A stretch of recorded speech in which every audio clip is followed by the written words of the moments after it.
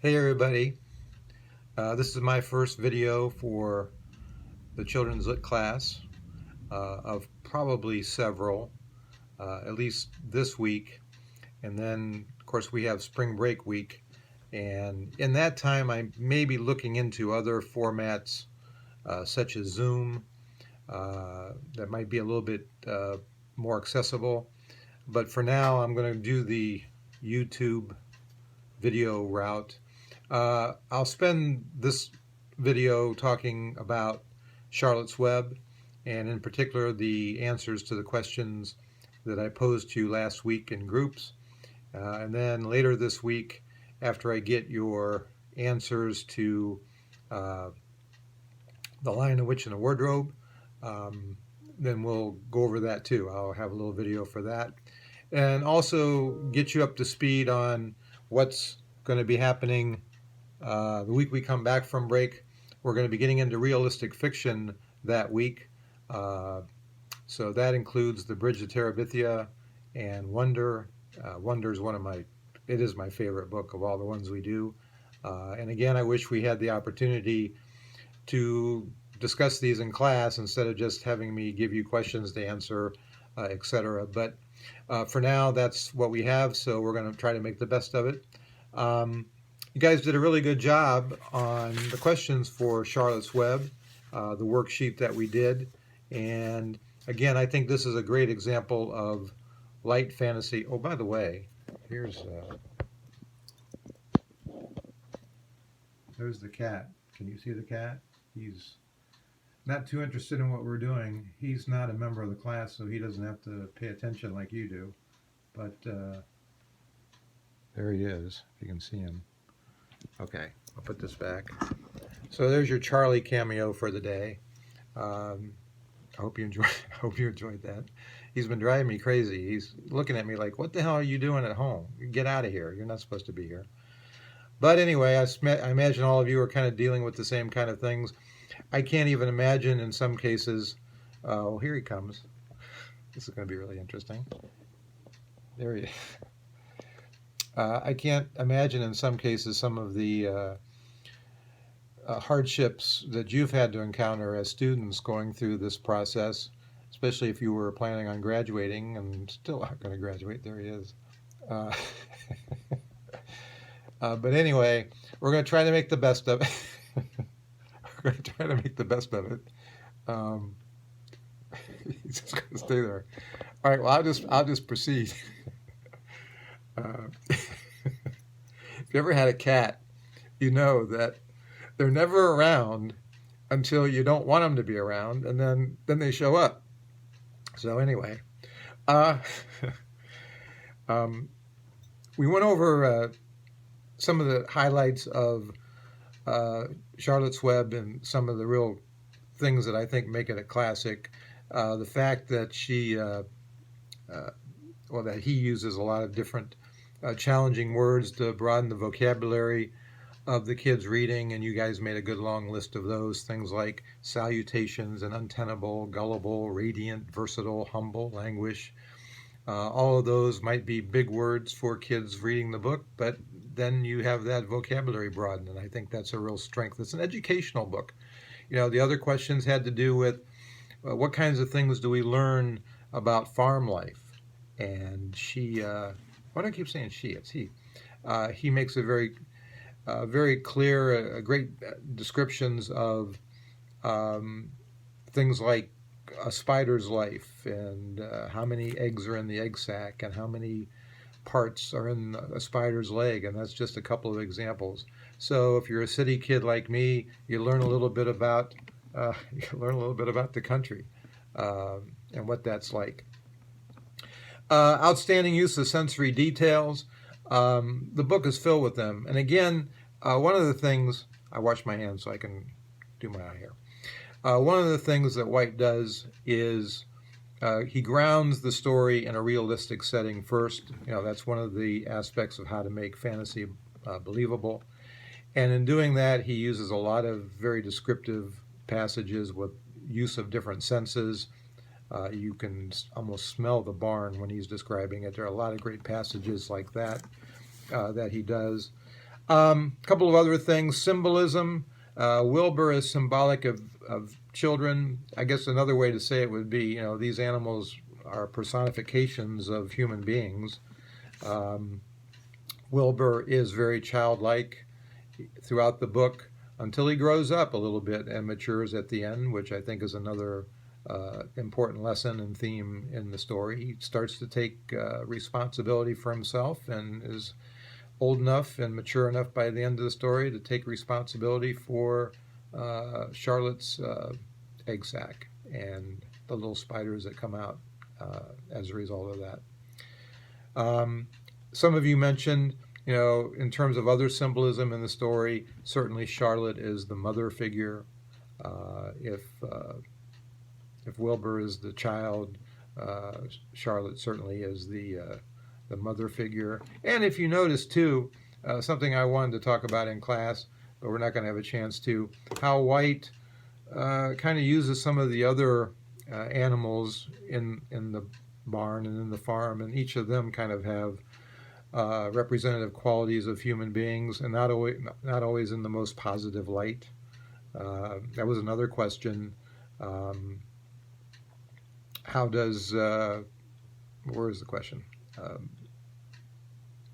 How does he show humans in an unflattering way? And we certainly see that. The animals, and especially Charlotte's the smartest character in the whole book, and she's a spider. Some of the human being characters, the Pevensies and so on, well, not the Pevensies, that's another book. Charlie's got me all upset here.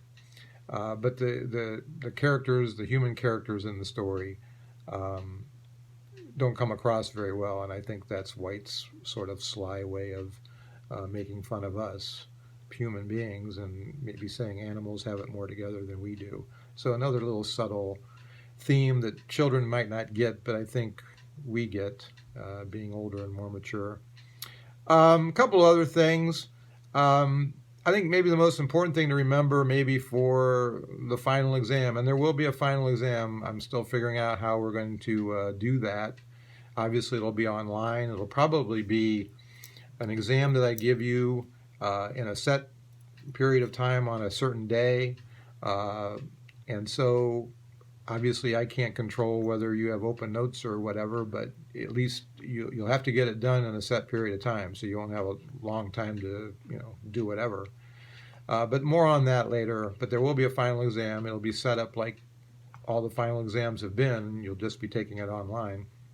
But anyway, getting back to what I was saying, maybe the most important thing is, how does White use techniques to make his fantasy believable? And of course, I emphasized that in my intro last week when we talked about this. And it's in your Blackboard notes, how to make fantasy believable. I'm looking at it right now. And let's go through some of these. He certainly does ground the story in reality first before moving on to fantasy. What more realistic setting do you want than, a farm somewhere in the Midwest? And so it doesn't get more realistic than that. And then we get into the fantasy elements, the talking animals and so on, and the fact that Fern can hear them, which is fantastical as well. Of course, when she discovers boys, that goes out the window, but at least she has that special skill for a while. And we're asked to believe that, and we buy into that. It works. It's okay. Have one of the characters mirror the disbelief of the reader. I'm not sure we see that in this story. Certainly we're going to see it in Lion, the Witch, and the Wardrobe. But we certainly have an authority figure who validates the idea that, hey, maybe Fern really can converse with animals. And it's the doctor, Dr. Doran, who shows up and validates, what Fern has been saying. And they think maybe she might be a little bit crazy, but it turns out, well, the doctor says, well, I don't know, maybe not. So you have an authority figure sort of validating the story, makes it easier for, well, in this case, the children to read the story. Well, I mean, if the doctor believes it, it must be okay. Number 4, the details of the setting are crucial. so vivid that the readers can hear, see, feel, smell what's going on. And again, it goes back to the strength of White as a writer, all the different use of senses. Number 5, make the language, dialogue, dialect consistent and distinct for each character and group represented. Like I said, if you notice, the different animals have their own sort of way of speaking and communicating that would be kind of consistent with the kind of character they are, but they also have their own kind of personalities too, which is kind of fun. So like I said, this is a multifaceted, it's a very simple story, but it's got a lot going on, and it's very multifaceted. I think, again, that's one of the reasons it's been such a classic and kids still read it and enjoy it today, and there's been 2 different movie versions of it. And then also the last thing, it should try to be consistent with the fantasy world that it has tried to create. And I think for the most part, White does that. Although I did ask you, one of the quiz questions or one of the group questions was, did you find any inconsistencies in the fantasy world that's created? And some of you agreed with me. I kind of wondered about Charlotte and how she knows so much and how she knows how to spell, how she knows about things like the Queensboro Bridge. Some of it doesn't, even in the fantasy world created, you'd think these characters or these animals would only know what's in their own realm of influence. How would she know about all this other stuff? So older people like us ask those kind of questions. Kids won't care or won't think about it, but that's interesting. It's also, I think, kind of interesting that, she sends Templeton out to find a word that she can use. Well, if she knows how to spell and she knows words herself, why does she do that? Why does she even need to do that? Now, there is a practical answer to that question, though. I think maybe she's just trying to get Templeton involved in the whole process of trying to save Wilbur and so on. And this was her way of doing it. Hey, I need you, Templeton. I need you to do this for me. And he shows that even a rat can do some nice things and think about somebody other than himself. And there's a little bit of a message there too. So I don't know, you pointed out some inconsistencies that, I don't know, we as older grown-ups, well, speak for yourself, Shank, I'm not a grown-up, but us grown-ups maybe get that, but I think it would go over the heads of most kids. But again, that's the challenge of any fantasy writer. I've created this world. Now I got to make sure I'm consistent within the world I've created. And I think for the most part he does it, especially in a light fantasy. Readers of more high fantasy, as we'll get into with Lion, the Witch, and the Wardrobe, and of course things like Harry Potter and Lord of the Rings and so on.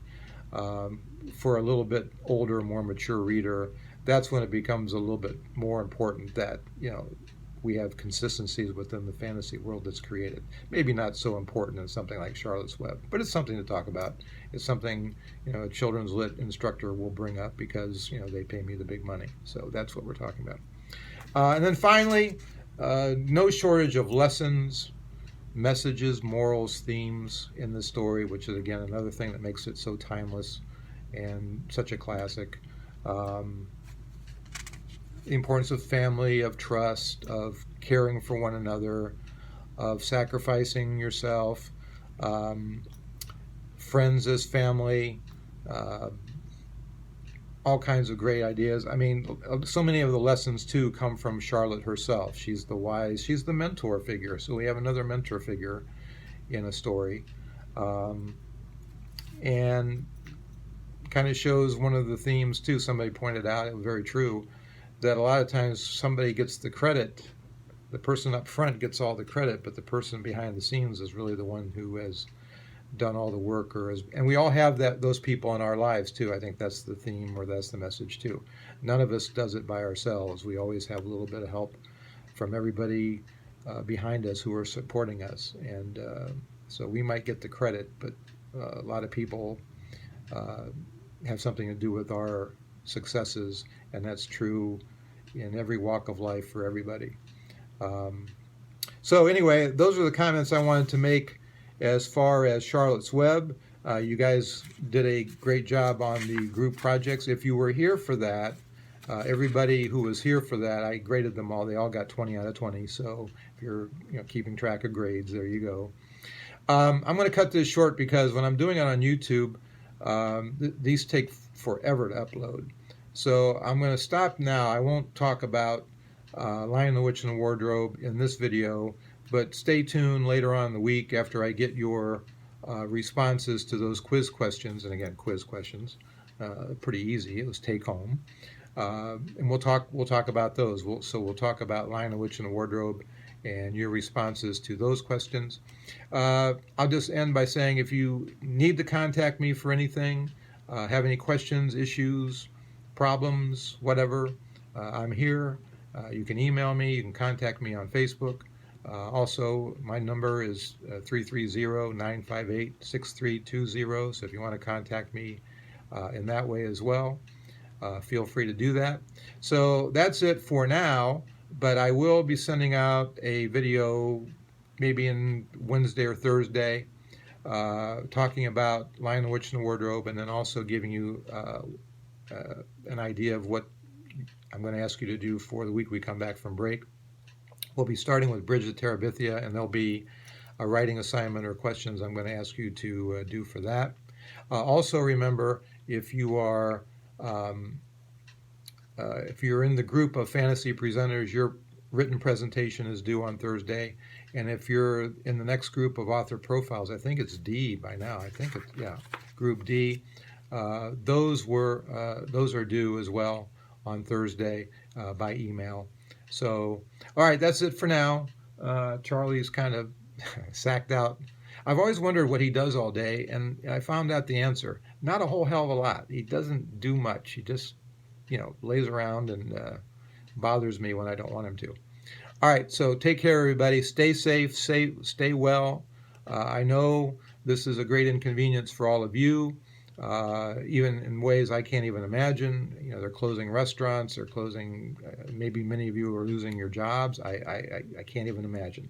But kind of hang in there. So that's all from my end. Take care, and we'll see you next time.